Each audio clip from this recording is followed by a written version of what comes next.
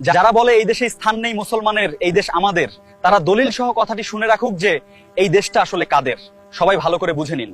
এ দেশের স্বাধীনতা দিলাম আমরা, রক্ত দিলাম আমরা, শ্রম দিলাম আমরা, সবকিছুই আমরা দিলাম। দেশটার পার্লামেন্টটা তোমাদের হাতে তুলে দিলাম। আজকে পার্লামেন্টটা তোমরা পাওয়ার পরে ওরে আল্লাহর গোলাম, তোমরাই নিজেরা দাবি করো এ দেশটা আমাদের দেশ।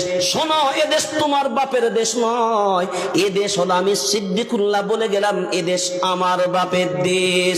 ইয়া আইয়ুহান নাস ইন্না খালাকনাকুম মিন ذكر وأنثى وجعلناكم شعوبا وقبائل لتعارفوا। ওরে আল্লাহর গোলাম, সূরার নাম সূরা হুজুরাত 26 নম্বর পারা 16 নম্বর সাফার ভিতরে আল্লাহ বললেন, ইয়া আইয়ুহান নাস ইন্না খালাকনাকুম মিন যাকারিন ওয়া উনসা ওয়াজআলনাকুম শুউবান ওয়া কাবাইলা লিতাআরাফু। একটা পিতার একটা মাতা দ্বারা আমি দুনিয়ার সব মানব মণ্ডলীকে আমি আল্লাহ সৃষ্টি করেছি। সকলের জন্য একজনই পিতা, সকলের জন্য একজনই মাতা। একজন হলেন বাবা আদম আলাইহিস সালাম, ঠিক না বল? দ্বিতীয় জন হলেন মা হাওয়া আলাইহিস সালাম। আমার আব্বা আদম, আমার মা হাওয়া আলাইহিস সালাম।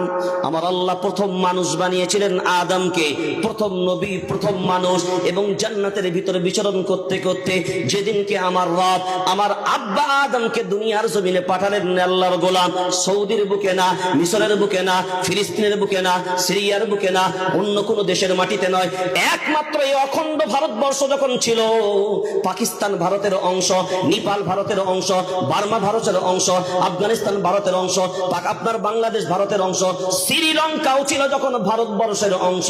এই শ্রীলঙ্কার মাটিতে আমার রব আমার বাপ আদম আলাইহিস সালামকে পাঠালেন।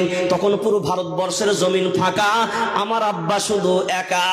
অর্থাৎ এই দেশের মালিক তখন আমার বাপ, কারণ আমার আব্বাকে যখন আমার রব পাঠালেন তখন এই ভারতবর্ষের জমিনেই পাঠালেন। কেউ না, কেউ না, পুরো হিন্দুস্তান ফাঁকা, আমার আব্বা ছিলেন পুরো একা।